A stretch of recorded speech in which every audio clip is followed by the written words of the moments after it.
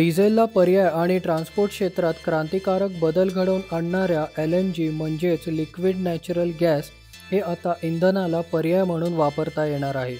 याच रिफिलिंग स्टेशनचे उद्घाटन केंद्रीय मंत्री नितीन गडकरी यांच्या हस्ते करण्यात आले। आयुर्वेदिक क्षेत्रानंतर बैद्यनाथ कंपनीच्या वतीने देशातील पहिले LNG स्टेशन हे उमरेड रोडवरील विहीरगाव परिसरात सुरू करण्यात आले आहे। ग्रीन एनर्जी प्रदूषण मुक्त आणि डिझेलच्या तुलनेत स्वस्त इंधन आहे, त्यामुळे भविष्यात ट्रान्सपोर्ट क्षेत्रात क्रांतिकारक बदलाची ही नांदी असल्याचे मत केंद्रीय मंत्री नितीन गडकरी यांनी यावेळी व्यक्त केले। पाहूया LNG म्हणजे नक्की काय। यातायात तथा 50% आवागमन वाहनों पर ही निर्भर है। इन वाहनों में प्रचलित रूप से डीजल या पेट्रोल का उपयोग ईंधन के रूप में किया जा रहा है। भारत में डीजल का उपयोग पेट्रोल की तुलना में लगभग 7 गुना अधिक किया जाता है। परिवहन के लिए उपयोग किए जा रहे सार्वजनिक एवं व्यक्तिगत वाहनों के कारण खासकर शहरों में भारी वायु प्रदूषण की मात्रा बढ़ी है। इस खतरे को जान पर्यावरण को प्रदूषण मुक्त रखने के लिए और पेट्रोल व डीजल की निर्भरता कम करने के लिए केंद्रीय मंत्री श्री नितिन गडकरी जी ने 2019 में डीजल मुक्त विदर्भ का नारा दिया।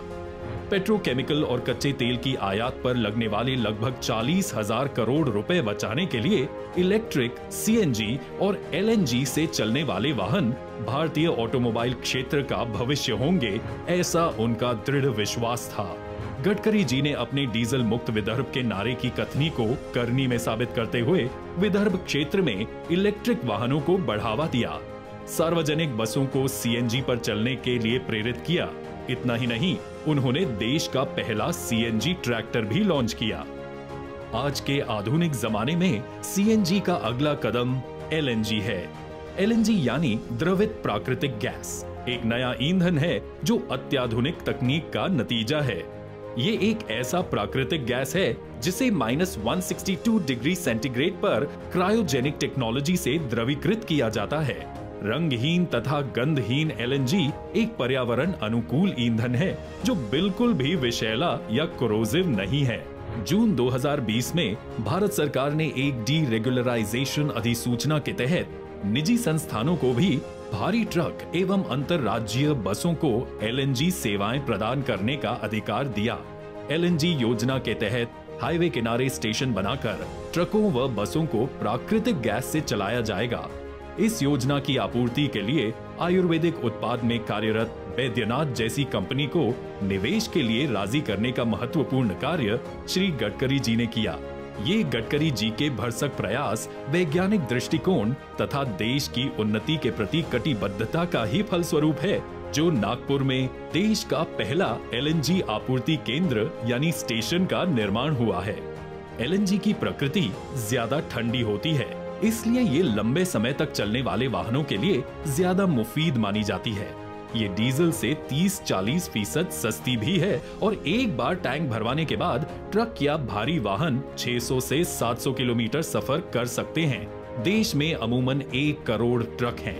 अगर इनका 10% भी LNG से चलने लगा तो इससे होने वाली बचत का अनुमान लगाया जा सकता है।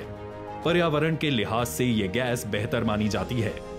पेट्रोल और डीजल की तुलना में ये कार्बन डाइऑक्साइड, नाइट्रोजन ऑक्साइड और जैविक गैसें कम उत्सर्जित करती है। पेट्रोल और डीजल गाड़ियों की तुलना में LNG का खर्च कम होता है।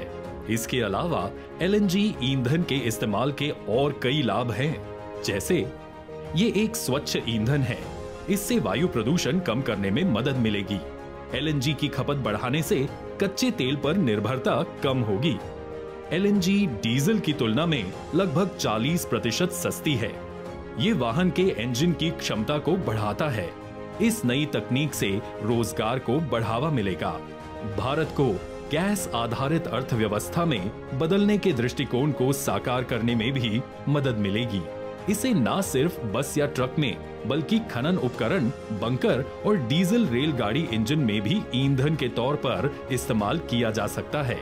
केंद्रीय मंत्री श्री नितिन गडकरी जी के राष्ट्र के उत्थान के प्रति सजगता, अथक प्रयास और भविष्य को आंकने वाली विचारधारा का नतीजा है कि आज भारत की पहली LNG सुविधा नागपुर में परिचालन के लिए तैयार है।